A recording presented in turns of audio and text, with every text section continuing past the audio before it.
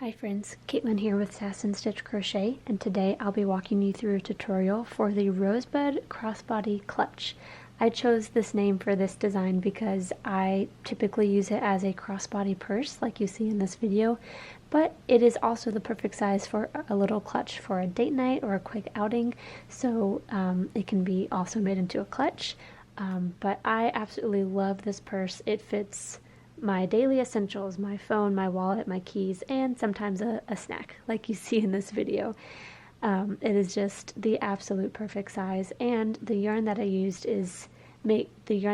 makes this purse incredibly structured, so it's not flimsy, and I have used this thing pretty much every day since I made it, so it has really held up well. So I hope you enjoy this tutorial.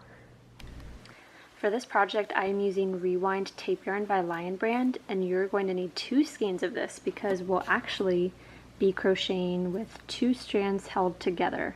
This yarn is surprisingly soft, but it creates such a sturdy, dense texture, and it is perfect for this project. So you'll need 2 skeins of this, and you won't be using the entire skeins. This is how much I had left of my skeins after making my original sample already, so I'm thinking I can probably squeeze out a second purse out of these 2 skeins, so that's really exciting. And then I'll be using a 5.0 millimeter crochet hook. This is a really small hook for this yarn, even just single stranded. So with double stranded, it's going to be very tight, but you want it to be as dense as possible to create the sturdy structure that this bag has. If you're choosing to use a different yarn than the Rewind tape yarn, I would definitely suggest playing around with your hook size. You want something that is much smaller than the recommended size. So it might take some playing around with, but I think you might be able to figure it out. So let's go ahead and get started. So again, you'll be using 2 strands held together, so go ahead and break into both of those 2 skeins that you purchased. And we're going to start by making a slip knot.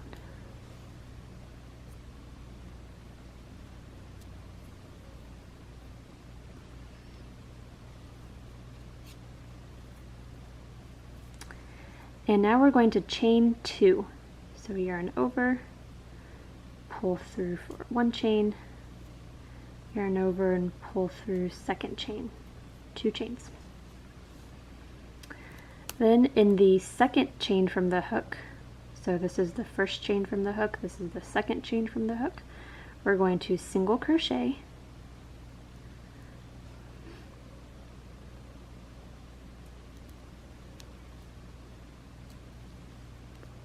chain 2, and single crochet again into that same chain.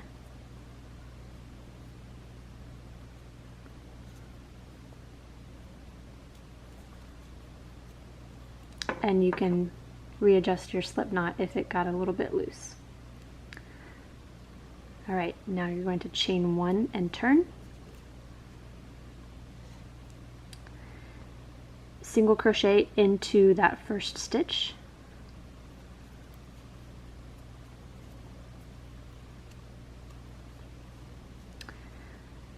Chain 1. Now you want to locate that chain 2 from that first row that you did. It'll be a little hard to find right now, but it's right here. My nail is coming through it. You're going to insert your hook into that chain 2 space and do a single crochet, chain 2, and single crochet again into that same chain 2 space. Now you'll chain 1 and single crochet into the last single crochet from the previous row.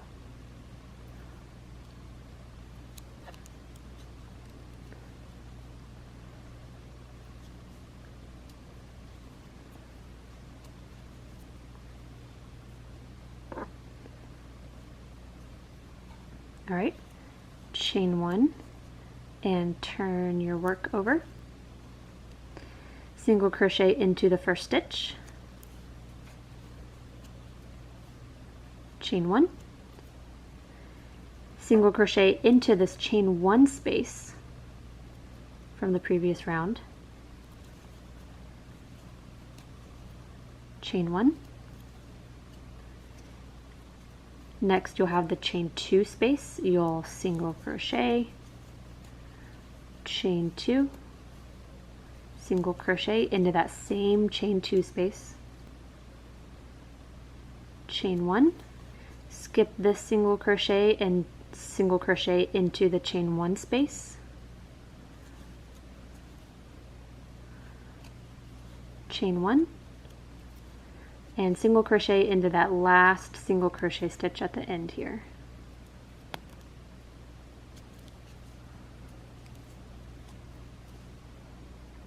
So if you haven't noticed yet, this is kind of a variation of the linen stitch, which is usually single crochet, chain 1, single crochet, chain 1, single crochet. It might not be super obvious yet, but once we get a couple more rows in, you'll be able to really tell how it's slightly different than the linen stitch. So I'm going to go ahead and continue to the next row, and this row you're going to follow these instructions for the next several more rows. So we're going to chain 1. Now with each of the next several rows, here's the instructions that you're going to be following. Single crochet into the first stitch of that row, chain 1, single crochet into the first chain 1 space directly after,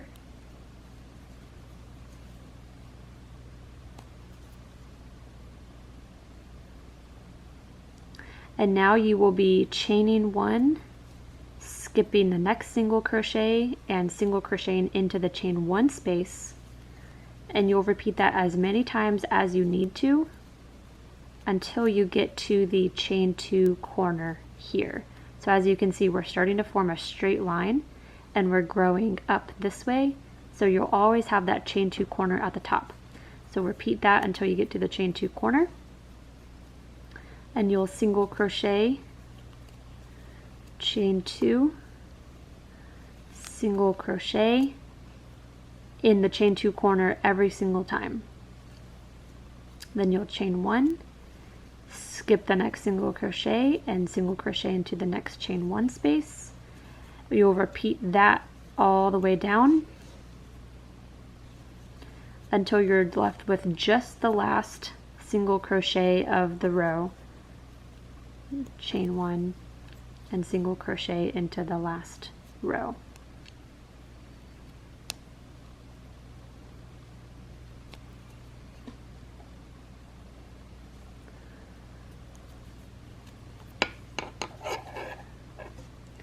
So let's try that one more time with those same instructions. Chain 1, single crochet into the first stitch, chain 1, single crochet into the chain 1 space, chain 1, single crochet into the next chain 1 space, chain 1,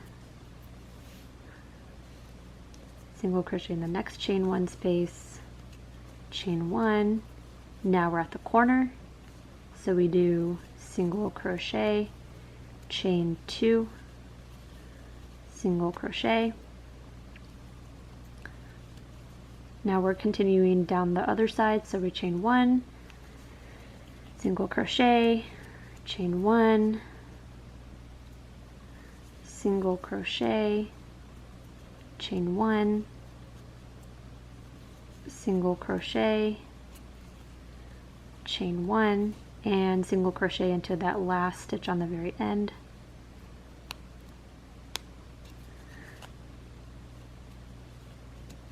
And there you have it. Continue repeating those instructions until this bottom straight edge measures roughly 9 inches across. This bottom edge is going to continue to grow outward as you grow upward. They're both going to grow at the same time. Pretty magical. So keep repeating these instructions until you get a length of 9 inches across. Once you get to about 9 inches, I will meet you back to continue the next part of the pattern. Okay, so my straight edge width at the bottom is now right about 9 inches. Well, about 9.5, but that's okay. You can be a little bit off. It's also probably going to stretch up a little bit too. So now we are done growing the width. This is going to be how wide our purse is, and now we need to grow this panel upward. So we're going to change the start of the stitch pattern just a little bit. Most of it's going to stay the same. It's just changing how we start things. And in case you didn't notice, each row will grow by 2 stitches each. Each row in this section should have grown by 2 stitches each to continue growing out like this. So if you were having trouble with the shaping when you were making this part, you should make sure to count your stitches in each row for a couple times and make sure that you were indeed growing the stitch count in each row by 2 stitches each. Now for this segment, our stitch count is going to stay the same throughout the rest of the piece. So we are going to, so I'm going to insert my hook back into my loop here. We're going to chain 1, turn your work, and starting out our row, we're going to do a single crochet 2 together. So insert your hook into that first single crochet stitch, yarn over and pull through. Insert your hook into this next chain 1 space here, yarn over and pull through. Now you're going to yarn over and pull through all 3 loops on your hook. That is a single crochet 2 together. So you're pulling this stitch inward.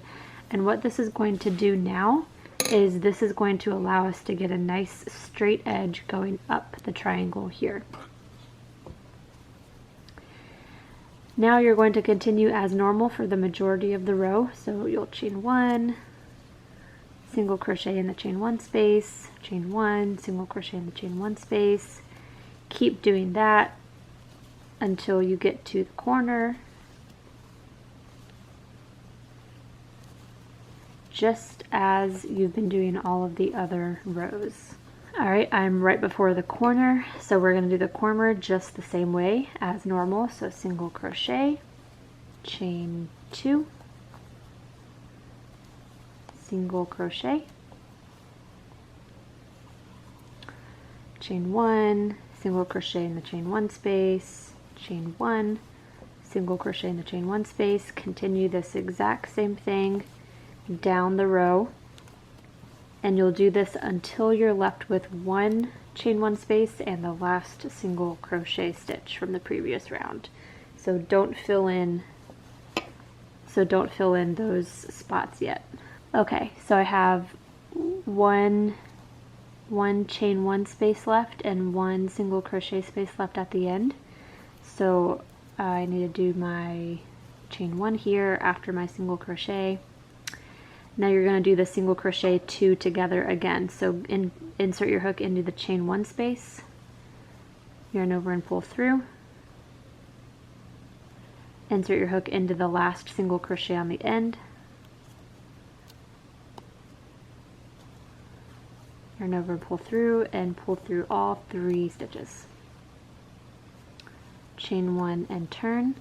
And that's how you're going to be starting every row until we get the main body of the bag done. So again, I'll show you this part again. Insert into that first stitch. This is technically the single crochet 2 together stitch. So you'll insert, yarn over and pull through, insert into the chain 1 space, yarn over and pull through, yarn over and pull through all 3. That is your single crochet 2 together. Yarn over, continue on all the way until the very end of the row, where again you'll do the single crochet 2 together in the last chain 1 space and the single crochet here. And that's what you'll do for every row. I'll come back in just a couple rows and I'll show you, once this starts growing, you'll see more of a defined straight edge on the end, and I'll show you what that looks like in just a couple more rows. Okay, so I've done about 5 more rows, and you can finally start seeing this straight edge take shape. It's going to look a little weird in the first couple rows, but I promise it's going to keep going straight up from here. So now you're going to continue doing these row instructions until this long edge length is 12 inches long. So it's going to be quite a while. So you'll measure from the very, very bottom corner until it reaches a total of 12 inches long on this straight edge. So I will meet you back there when I get to that point on my purse. Okay, so my long side here has now reached 12 inches, so now I can continue. Let me see if I can zoom out. Okay, I can't really zoom out to show you the full thing at the moment, but right now you can kind of see the concept coming together. You'll be folding this upward, not right now, but you'll be folding this upward, and this is going to become your purse flap, so it'll look like that. But now we need to do a couple more rows so we can create the buttonhole. So I've got my yarn here on the end. You're going to start the next row the same as you have been. So I'm starting with the single crochet 2 together and continuing on in the same way right up until the corner. At the corner we're going to do something a little bit different. There we go. So I'm going to continue the same stitch pattern we've been doing. Okay, so now I'm going to single crochet into the corner as normal, but this time I'm going to chain 4 instead of a chain 2. Now you'll finish out the row as normal. So single crochet again into the corner and continue on down the row. This will have created a hole for your button to go through once you attach it. Ending with my single crochet 2 together, chain 1. Now we're going to do another row. You'll treat it as normal, and you'll treat this chain 4 corner as a normal corner. So you'll still single crochet, chain 2, single crochet into this corner, and do the whole row as normal. Alright, just ignore this. This is just where I attached new yarn again. So now we're going to complete one more normal row. So let's take a look again. Once you completed the 12 inches here, you'll do that one row that creates the chain 4 space, one row after that, and then one more row. So you'll be adding a total of 3 rows after the long 12-inch span. So one more completely normal row, and then we'll be ready to move on. Alright, I just finished my row, so I'm going to chain 1 to secure that stitch, and then you can go ahead and fasten off. Just leave enough to weave in your end. You don't have to leave a lot. So we're done with that portion.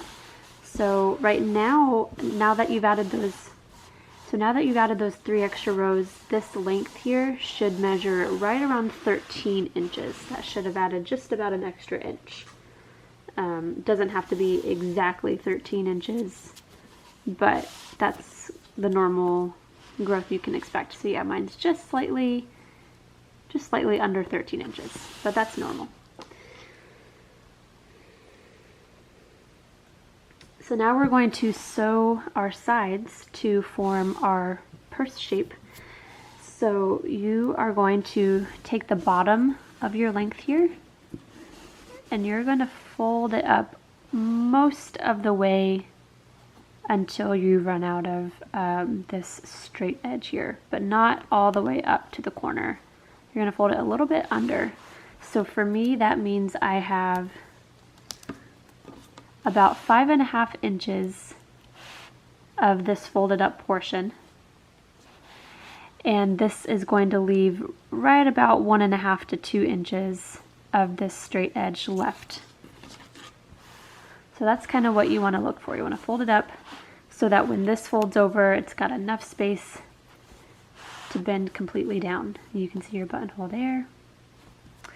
Okay, so once you have it folded up, go ahead and take 2 stitch markers and just place them through both sides of the work.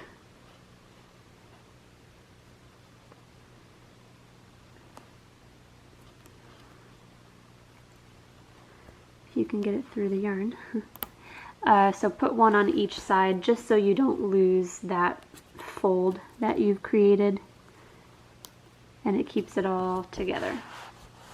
Okay, now you're going to go ahead and grab your yarn again. You're still going to continue working with 2 strands of yarn, and we are going to sew up the sides of our purse now. You can use any method you like. Some of my pattern testers decided to use the single crochet or the slip stitch method. Personally, I prefer to use the actually sewing whip stitch method, so that's what I'm going to show you here, but you can use any method you prefer. So if you're using a sewing method like I am, go ahead and measure out a length of yarn that is roughly 3 times the length of what you need to sew. So 1, 2, 3. And go ahead and just cut that off so you have a fully cut off strand. Alright, so I have my strand here. And go ahead and attach one side of these strands to a yarn needle.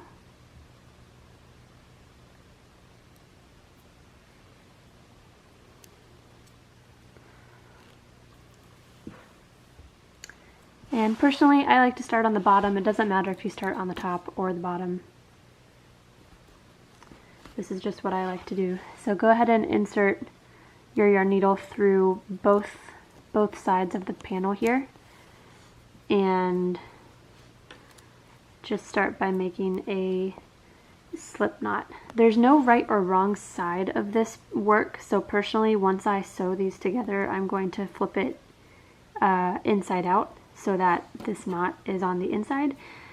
But it doesn't really matter. But if you have a right or wrong side that you want to be the inside or the outside, just keep in mind that you might want to flip this inside out once you have it sewn together.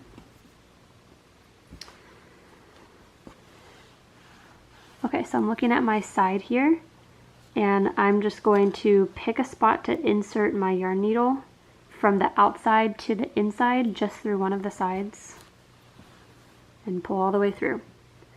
And I'm going to go to the other panel and pick a spot pretty close by to where I just did my insert. On the other panel, go from the outside to the inside. And you're going to keep doing that, so working from outside to inside, switching from one panel to the other. You don't want to skip too far down the line at a time, but there's really no precise way to do this. You're just kind of eyeing it and seeing what looks good. I'll go there. And you want to try to go through, unlike I just did there, you want to try to go through more than just one strand. Like I wouldn't want to go through just here. I want to try to grab just a little bit more if I can, but not too much, because you don't want an edge to stick out too far. And then if you're doing the whip stitch like I'm doing here, once you get a couple in, you want to pull and cinch, and that's really going to pull the yarn. That's really going to pull the yarn and get it nice and seamed up for you.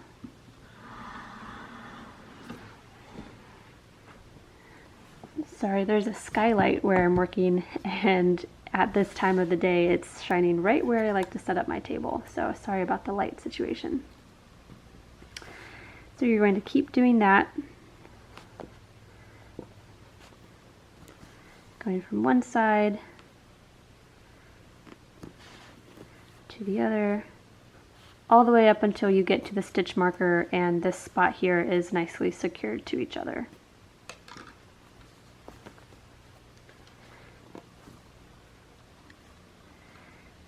My testers also notice that sometimes if you pull this rewind yarn too much, it can tear easily. I personally haven't had that experience, but just keep that in mind, not to just like yank it, because it might pull apart and you might have to start your sewing over. When you get to the top of where you're done sewing, just secure it with another knot like we did at the bottom. So kind of go through both layers at the same time. And then I like to just run my yarn needle through that loop, pull it nice and tight. And then honestly, since you have this attached to the yarn needle already, just go ahead and weave in your end. That way you don't have to reattach your yarn needle. So just kind of find spots to hide your yarn strand in your work. I'm just going to work along the outside of this bag currently because I am going to be flipping it inside out. So this will all be hidden on the inside of the bag when I'm done.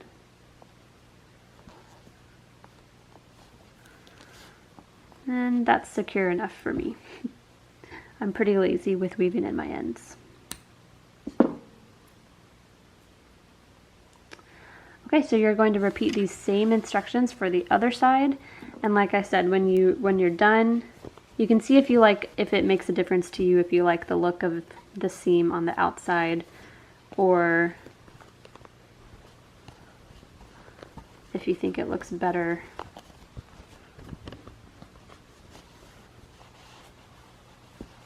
when it's flipped around. Honestly, it doesn't make that much of a difference.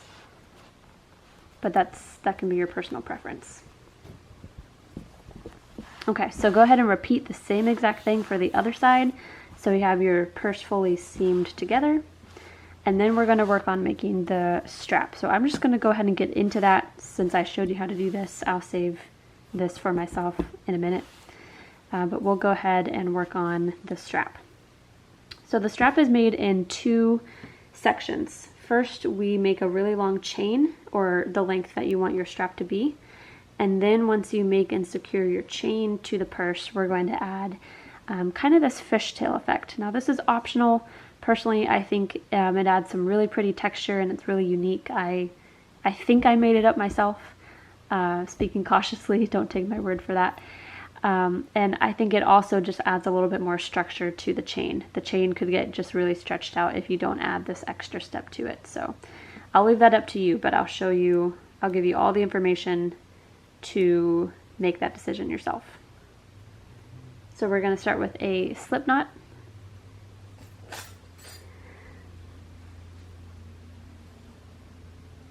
And go ahead and grab your hook again, the same hook that you were using. And with your bag right side out, so either flip it around or leave it out, but you're going to establish now that the outside is going to be the outside. So go ahead into this corner where you finished sewing the sides together and place your slip knot on your hook and pull that through just to the inside of the bag.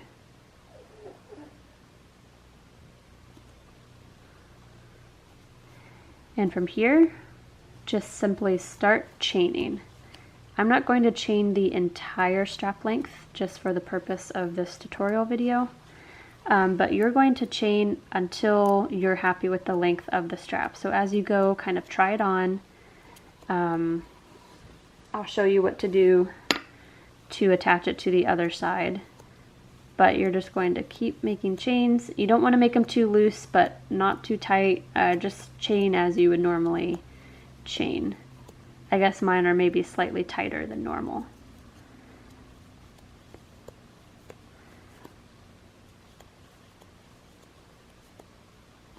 I'm going to make mine just long enough to show you how to attach it to the other side.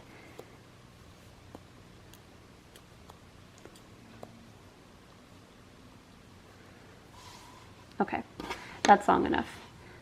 So I'll show you how to attach it. It's a very temporary attach, so you can attach it as you go, try it on, toss it over your shoulder, crossbody, however you think you're going to wear it, and make sure it's long enough.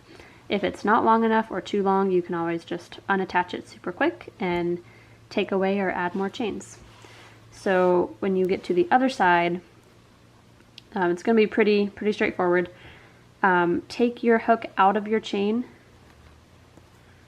insert your hook into the seamed section, which mine is not seamed here, but we're going to pretend it is. Put that loop back on your hook and pull it through. Let me just get this stitch marker out of the way.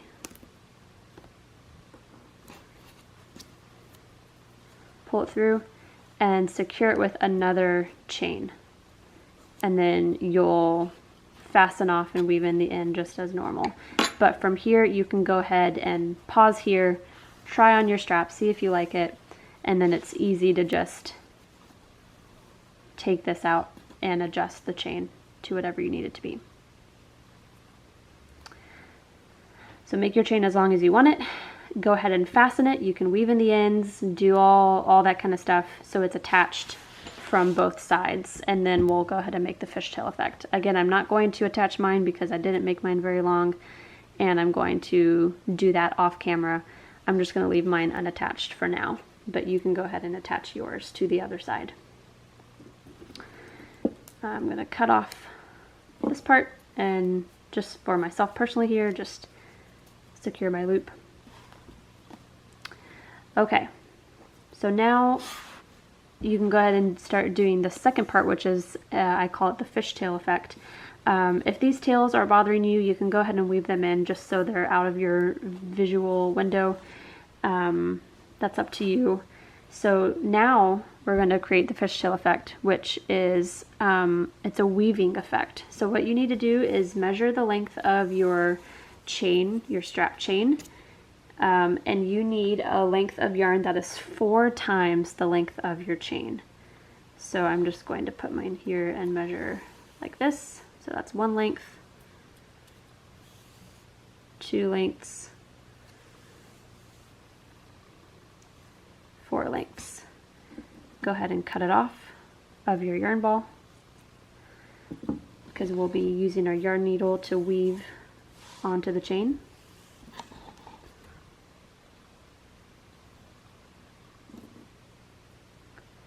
Attach one side to the yarn needle.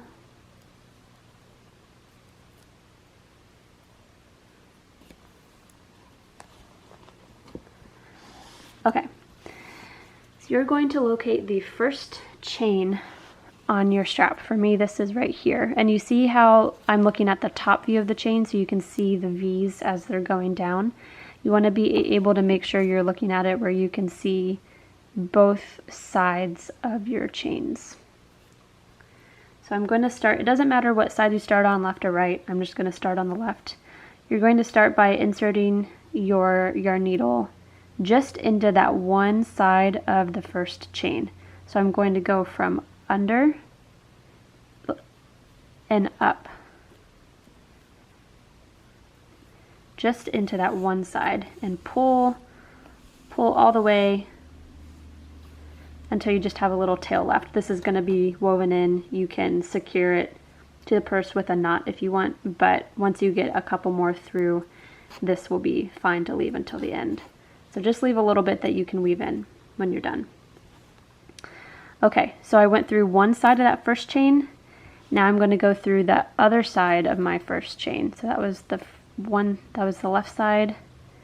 This is the right side of that first chain. So I'm going to do the same thing from the outside to the inside, from the bottom up to the top.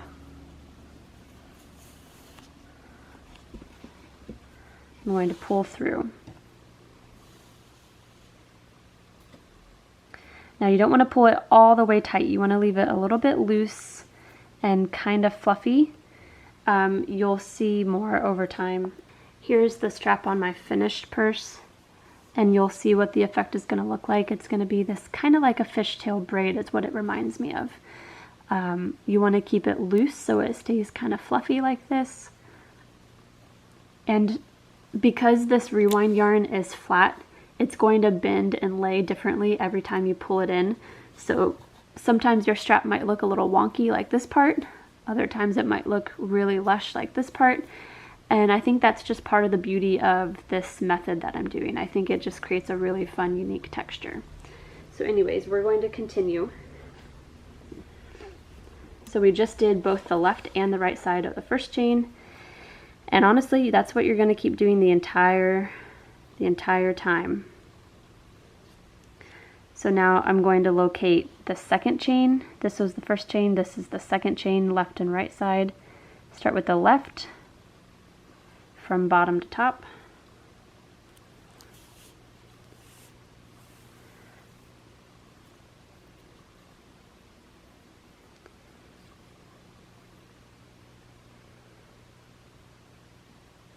Pull through, but not too tight.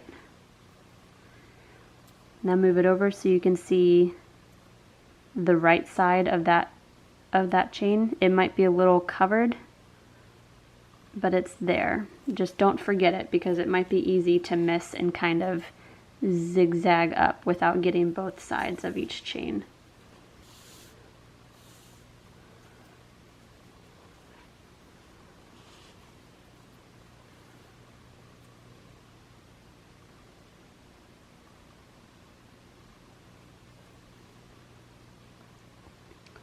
Next one from left to right.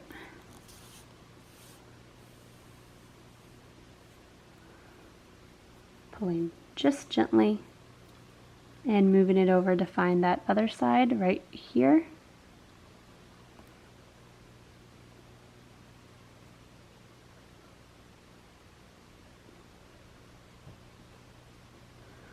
Sometimes it's hard to find just that side of the chain.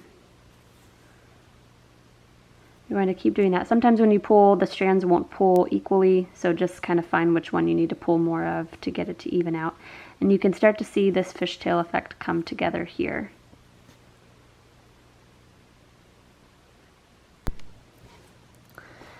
Okay, so I worked a couple more off camera, and as you can see, not every pull looks exactly the same. These look really nice and fluffy. These are a little more squished and folded, and that just all depends on how the yarn folds when you pull it through.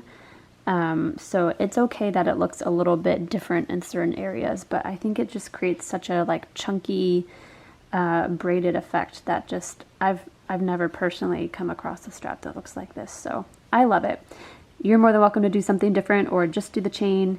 But I think this kind of just adds a little bit more structure and character to the purse. So you're going to keep doing that left and right effect all the way down your chain until you get to the very end. And then of course you just weave in your ends when you get to the end. It'll be a long process, but again, I think it's worth it. So you'll continue doing this all the way until you get to the corner where it should be attached here. Lastly, which I'm not going to show this in the video very much because I'm not a professional button attacher. I'm very new to attaching buttons. But lastly, you're going to be attaching your button to this part of your bag, because when you fold the flap down, if your button is here, the flap will go around your button. Personally, I used a 1-inch across button, but go ahead and see what you have and see what will fit through this hole before you attach anything. You don't want to get one that's too big or too small. So my recommendation is to just lay your flap down where you think it's going to sit and kind of mark underneath, and that's where your button is going to be attached. When you attach your button, you'll be using needle and thread, and you'll just be kind of going in and out of the purse here to attach it. I recommend leaving a little bit of space between the button and the crochet fabric here. This is my attached button, and you'll see here that it's not flat to my crochet. It's pretty loose and wobbly, but that is because this flap is quite thick. So when you fold it over to fasten your button, you need to have enough space for this flap to be completely resting under your button. So when you're attaching it, I held my fingers underneath the button as I was attaching it. So just kind of make sure you're checking in on it as you go and as you attach it. I'm not going to add that in the tutorial again because I am not a pro button maker, and I'm sure a lot of you are much better at it than I am. I actually had to reattach my button because I did it too loose. So anyway, that is this crossbody purse design.